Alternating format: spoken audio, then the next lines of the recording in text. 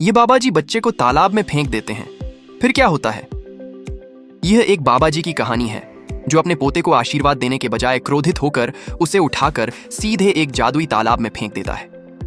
अब बेचारा बच्चा तालाब की ओर गिरने लगता है, अपने हाथ पैर हवा में उछालता है और चिल्लाता है, पिताजी मुझे माफ करना, मुझे अपना मोबाइल वापस नहीं चाहिए।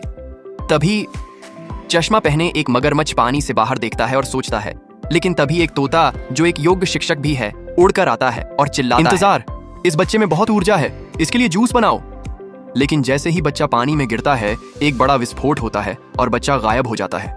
सभी लोग रोने लगते हैं, यहाँ तक कि मगरमच्छ, तोता और यहाँ तक कि बाबा जी भी। बाबा जी ने तोते को गले लगाया और कहा, मुझे माफ कर दो, मैं तो बस मोबाइल छीनना चाहता था।